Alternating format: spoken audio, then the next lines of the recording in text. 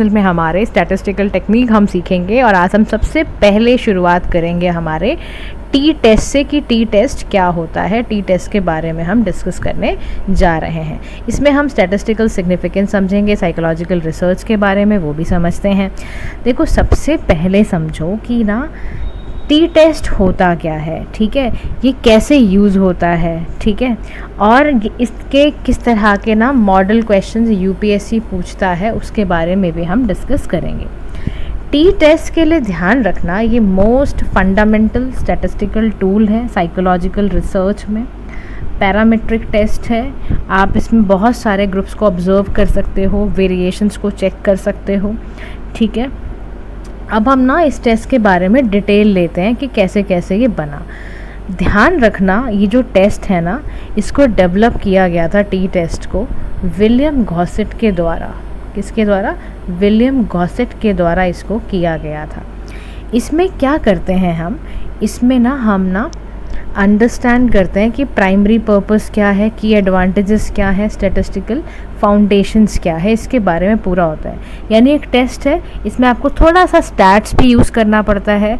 इसमें आप hypothesis test करते हो रिगार्डिंग एक मीन सैम्पल स्मॉल लेकर पॉपुलेशन का, standard deviation of the population जो आपको नहीं पता होती है वो भी आप निकालते हो। तो प्राइमरी पर्पस क्या होता है? हाइपोथेसिस टेस्टिंग होती है जब भी सैम्पल साइज़ अराउंड 30 से नीचे का होता है ना, और पॉपुलेशन का स्टैंडर्ड डेविएशन हमें यहाँ पता नहीं होता है। तो स्टैटिस्टिकल सिग्निफिकेंस ये हमें बताता है साइकोलॉजिकल एक्सपेरिमेंट्स का और रिसर्च के बारे में बताता है। अनलाइक जेड टेस्ट अभी हम पढ़ेंगे आगे, टी टेस्ट ना वेरिएबिलिटी बताता है स्मॉल सैम्पल्स में, एप्रोप्रिएट कहाँ पे किस में क्या सिनेरियो रहेगा वो बताता है। यानी एक ऐसा हाइपोथेसिस जिसमें जो प्रोसेस है उसका इफेक्ट है दोनों सैम्पल्स पर भी, और अगर ग्रुप डिफरेंट है तो उसके बारे में भी पता चलता है। इससे हमारे को दो सेट्स के कंपैरिजंस का भी पता चलता है ना। स्टैटिस्टिकल फाउंडेशंस की बात करें तो बेस्ड ऑन स्टूडेंट्स का जो टी डिस्ट्रीब्यूशन होता है, जो कि नॉर्मल डिस्ट्रीब्यूशन के क्लोजर में है, स्मॉल साइज़, यहाँ पे सैम्पल साइज़ इंक्रीज़ हो रहा है, तो वो कैसे इंटरफेयर करेगा, कैसे कैसे वो इन्फॉर्मेशन लेगा, वो सारा कुछ यहाँ पर हमें पता चलता है। यानी याद रखना, टी टेस्ट को ना हम एक फॉर्मूले से ना या सॉफ्टवेयर के मदद से मैनुअली भी कैलकुलेट करते हैं और सॉफ्टवेयर में फॉर्मूला डाल के भी करते हैं। अब वो कैसे कैसे करते हैं, जैसे मान लो आपको ना 1 सैम्पल टी टेस्ट करना हो, ठीक है, तो ना इसका फॉर्मूला होता है, क्या होता है? टी टेस्ट के लिए टी यूज़ करते हैं, small is equal to X का bar minus U upon S into में अंडर रूट में एन होता है। अब एक्स बार का मतलब ऑब्जर्व्ड मीन सैंपल का, यू का मतलब होता है assumed mean, standard deviation S हो गया, सैंपल साइज़ के लिए हम एन यूज़ करते हैं, जिससे कि सैंपल का साइज़ कितना है, समझ रहे हो। तो उससे ना हमें ना टी टेस्ट के बारे में पता चल जाता है। अब इससे क्या पता चलता है, जैसे मान लो स्टैटिस्टिकल टेस्ट है, क्रिटिकल एरिया डिस्ट्रीब्यूशन का पता चलेगा, वन साइडेड के बारे में पता चलेगा। अब इस टी स्कोर से होगा क्या, इस टी स्कोर से ना आपको पता चलेगा कि बेसिकली आपका जो पॉपुलेशन है वो किस तरह से बिहेव कर रही है किसी पर्टिकुलर सिचुएशन के अंदर, समझ रहे हो। तो उससे हमें इस बात का पता चल जाता है।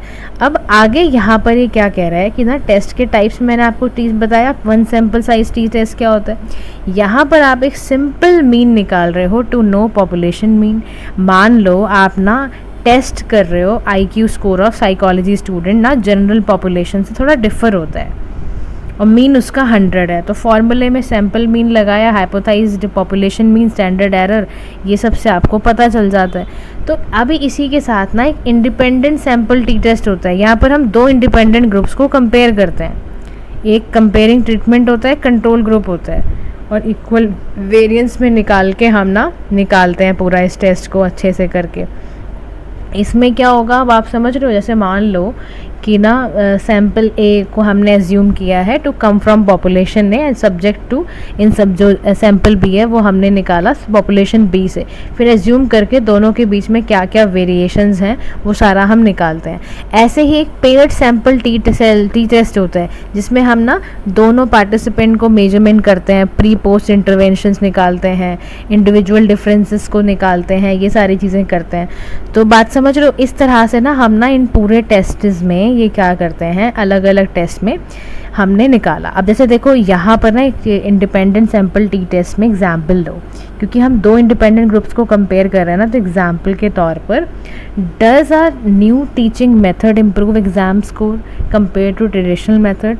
जैसे कि ना आपने देखा होगा कि अगर हम नए टीचिंग मेथड्स को अपॉइंट कर रहे हैं या यूज़ कर रहे हैं तो क्या उससे एग्ज़ाम का स्कोर अच्छा होता है या ट्रेडिशनल मेथड से होगा। ऐसे ही इंडिपेंडेंट सैम्पल टी टेस्ट में जैसे कि ना do students who watch 3 idiots उनका क्या हाई एकेडमिक स्कोर आया, या जो लोगों ने अभी नहीं देखा है या those who watch a neutral documentary उससे और इनके बच्चों में क्या फ़र्क है। ऐसे जब टेस्ट हमें निकालने होते हैं ना, हमें कंपैरिजन करना होता है, तो हम ना उसके लिए इंडिपेंडेंट सैम्पल टी टेस्ट का इस्तेमाल करते हैं। समझ रहे हो। अब पेयर्ड सैम्पल्स में ना टी टेस्ट में क्या कर रहे हैं हम ना दो रिलेटेड स्कोर्स को सेम पार्टिसिपेंट्स में कंपेयर करते हैं।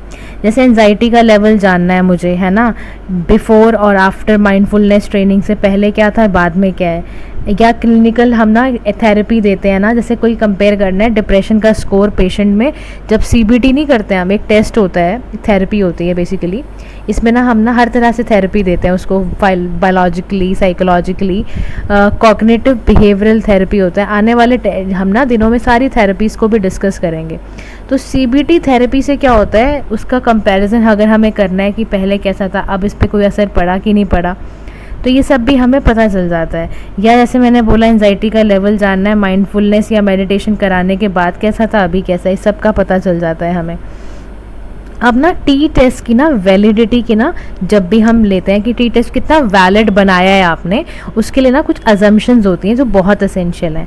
सबसे पहले होता है रैंडम सैम्पलिंग करना, यानी जनरल पूरी पॉपुलेशन पे ये रैंडम सिलेक्शन हो पाएगा, रिजल्ट आ पाएगा, तो इंश्योर करना जनरलाइजेबिलिटी होनी चाहिए।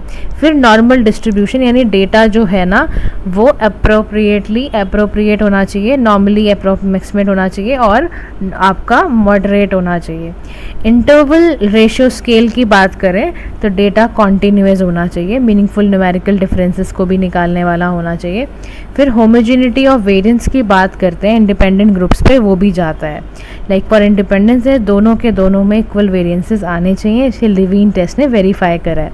अब यहाँ ना ये वैल्यू और फ्रिक्वेंसी लेकर आया है, कह रहा है जो ना वायलेशंस होगा अगर कभी भी एजम्पशन में, उससे इनकरेक्ट कंक्लूजन निकलेगा ना। अगर आप ये मान लो, ये कह रहा है कि अगर आपने जो भी एजम्पशंस ली हैं वो गलत ली हैं और वो वायलेट कर रही हैं कुछ भी, तो आपके पास कंक्लूजन भी गलत आएगा। तो सेंट्रल लिमिट थ्योरम की क्या प्रोवाइड करती है, लार्जर सैंपल को प्रोटेक्ट करना है, केयरफुल कंसिडरेशन लेनी है। जब भी आप एज्यूम कर रहे हो बहुत ध्यान से लो आप कि डेटा कॉन्टिन्यूअस होना चाहिए, डेटा अप्रॉक्सीमेट नॉर्मेलिटी पे होना चाहिए, इंडिपेंडेंट ग्रुप्स में होमोजेनिटी होनी चाहिए, ये सारा कुछ आपको करना पड़ता है, राइट।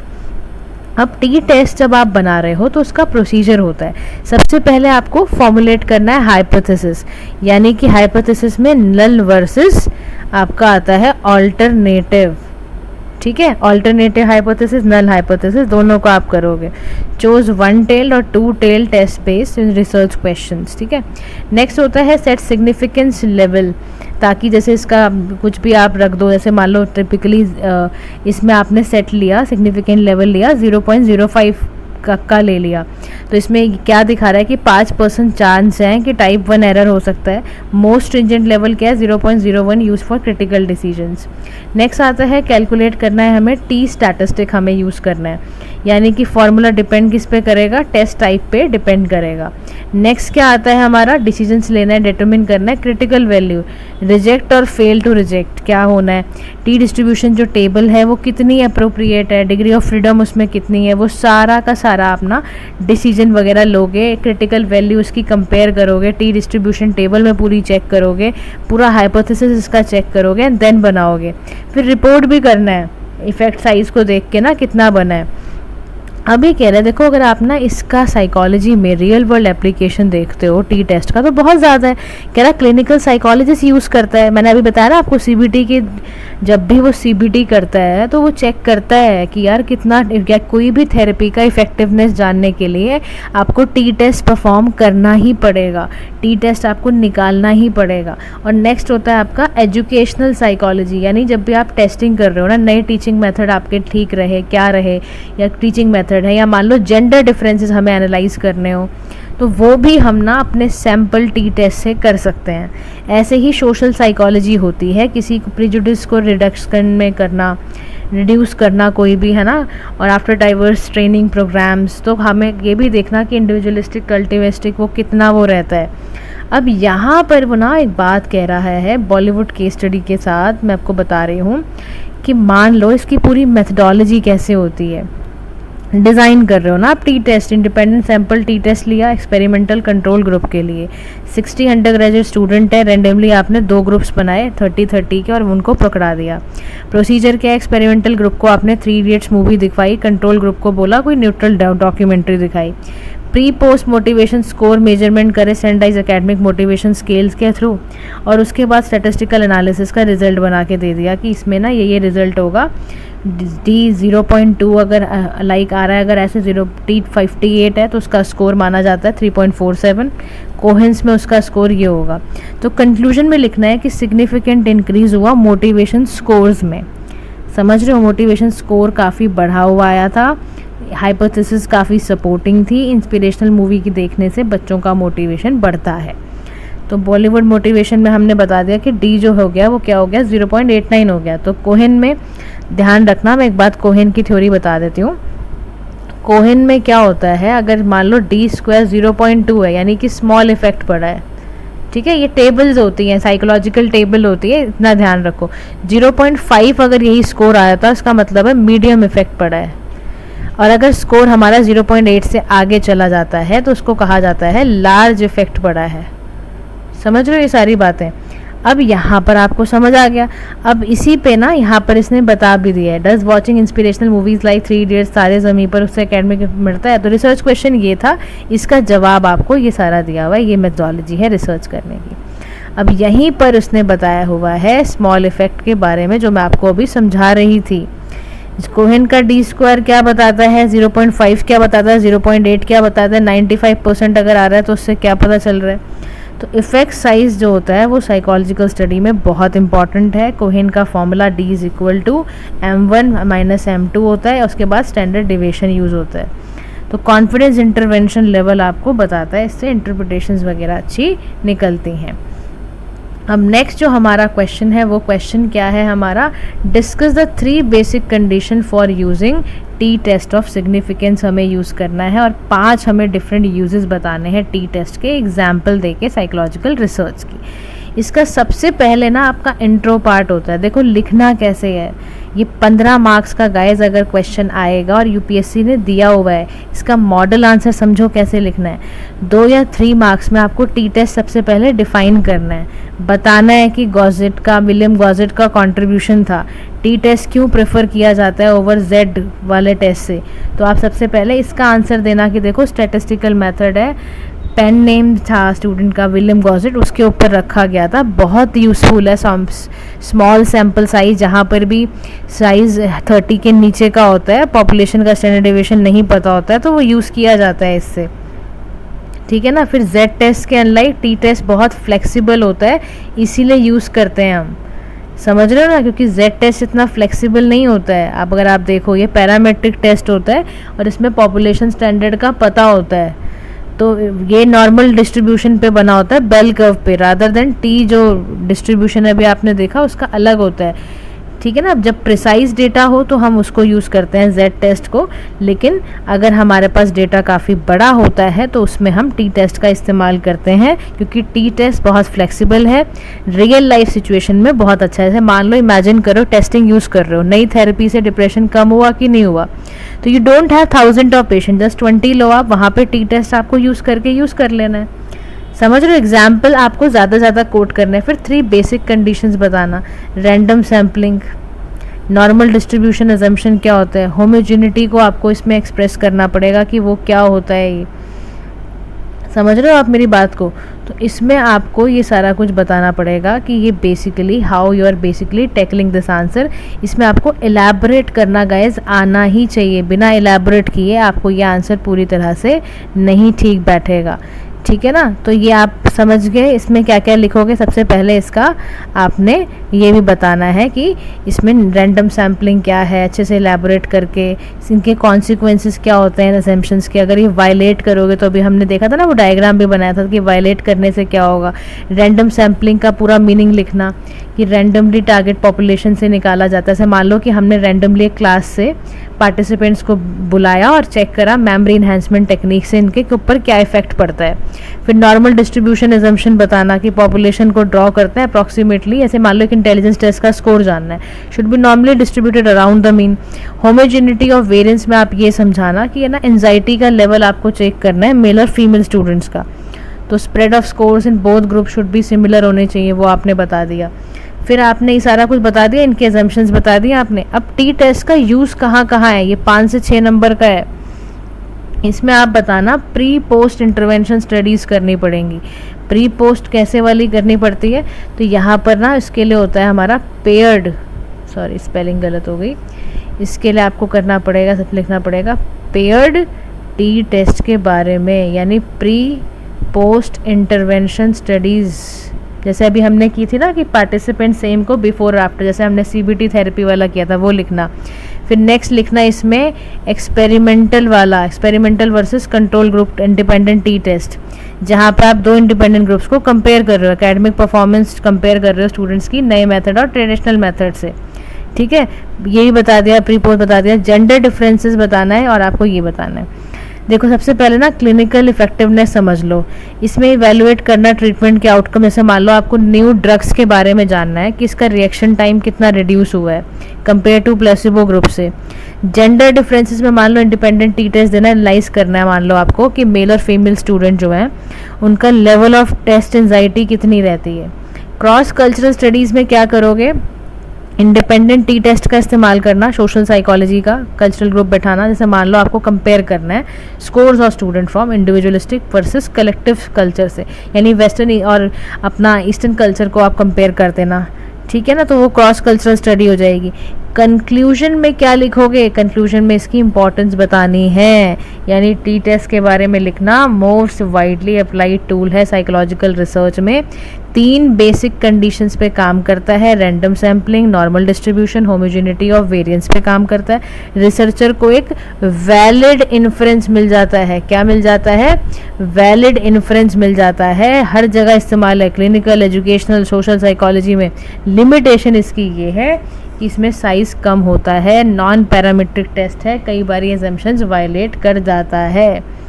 समझ गए, ये सारी बातें आपको पता चल गई हैं। अब हमें की टेक अवेज क्या मिला, कॉन्सेप्चुअल अंडरस्टैंडिंग मिल गई हमें आज, कैसे कैसे यूज़ होता है कनेक्ट कर पाए आप पूरा। इसमें एप्लीकेशन स्किल्स कहाँ कहाँ यूज़ होती हैं, करंट रेलेवेंस मैंने आपको सारी बता दी हैं। तो ये सारा का सारा आपको बताना होगा आपको कि भाई ये सभी की सभी चीज़ें जो हैं वो यूज़ होती हैं इसमें। और देखो बहुत सारी आप ये भी लगा लो कि मूवीज़ में भी ऐसे ये इस्तेमाल की जाती हैं कि ये सारा का सारा, ताकि जो टेस्टिंग वाला लेवल्स है ना उसको हम ये सीख पाएँ। तो ये हर जगह पर काफ़ी ज़्यादा इस्तेमाल होती है। और देखो इस पूरे डेटा को क्रिएट करने के लिए I have use Baron AK Singh, मैंने सारा डेटा वहाँ से निकाल कर आपके पास लेकर आई हूँ ताकि आप ज़्यादा से ज़्यादा इस टी टेस्ट को समझ पाओ। ठीक है ना, तो अच्छे से 1 सैम्पल टेस्ट, 2 टेस्ट, ये सारा कंपेयर करना, सिंगल सैंपल कैसे निकालते हैं, एप्लीकेशन कैसे है, ये सारा का सारा आपको पता होना चाहिए, बहुत ज़रूरी है। और देखो केस स्टडी में आपको इसमें हल्का सा समझाते हुए जाती हूँ कि जैसे मान लो 40 स्टूडेंट हैं रैंडमली असाइन किए हैं 2 ग्रुप्स में देखने के लिए कि तारे ज़मीं पर, तारे ज़मीं वाले ग्रुप को एक्सपेरिमेंटल है, दूसरा जिसने नहीं देखा है उसको वो कंट्रोल ग्रुप है, उसको आपने एंजाइटी स्कोर बता दिए दोनों के क्या है, समझ रहे हो। तो वहाँ पर भी ये कंपैरिजन कैसे आया, टी टेस्ट की मदद से ही आया, है ना। तो टी टेस्ट आपको ज़रूर याद रखना है, क्योंकि देखो आप पता है आपको, जब ये हमारी बॉक्स ऑफिस पे बहुत सारी मूवीज़ जो टॉप फिल्म्स आई थी ना, चाहे वो आपकी देवदास हो, ठीक है, देवदास आई हो, या आपकी 2012 में आपने देखी होगी एक था टाइगर शायद सलमान खान की, या आपने ब्रह्मास्त्र देखा होगा, है ना। यहाँ के ना मान लो व्यूअर्स को एनालाइज करना था इनके परसेप्शंस वगैरह को, तो एक जगह पर टी टेस्ट हुआ था, कल्चरल वैल्यूज़ इन्फ्लुएंस कितना हुआ है, क्या हुआ है। तो आप लगाओ कितना इम्पॉर्टेंट होता है टी टेस्ट से ना, बहुत कोरिलेशन पता चलता है कि क्या बेसिकली इस वक्त पब्लिक क्या सोच रही है। नेगेटिव कोरिलेशन है तो यानी कि ठीक से काम नहीं किया है, माइल्ड पॉजिटिव कोरिलेशन है यानी बॉलीवुड से आप काफ़ी प्रभावित रहते हो, समझ रहे हो। तो ये सब जानने के लिए इस तरह के टी टेस्ट किए जाते हैं। ये कंपनीज भी करती हैं, पता है आपको। कंपनी भी मान लो 2 प्रमोशनल स्ट्रेटेजी बनानी है, ए एंड बी बनानी है और बी स्टोर्स में उनको पहुंचाना है। कैंपेन चलाने के बाद सेल्स बढ़ी हुई नज़र आई तो पता चला इंडिपेंडेंट टी टेस्ट से कि स्ट्रेटजी बी ज़्यादा अच्छी थी क्योंकि उससे हायर सेल्स हुई हैं। तो डिफरेंस निकाला, पी वैल्यू अगर कम आई 0.055 आई यानी स्ट्रेटजी बी सुपीरियर थी। तो आप समझ रहे हो, तो इतना इम्पॉर्टेंट होता है आपका ये क्या करना, ये आपका ये टी टेस्ट करना। टी टेस्ट बहुत अच्छा स्टैटिस्टिकल टेक्निक मेथड है जिसमें आप हाइपोथेसिस की मदद से टेस्टिंग करते हो। स्मॉल साइज़ की स्टैंडर्ड डेविएशन आपको नहीं पता होता है। I am again and again saying क्योंकि टी टेस्ट बड़ा इंपॉर्टेंट टेक्निक है, इसलिए आपको इसको पता होना ही चाहिए। This is all for today. Thank you so much for listening. Have a nice day to all.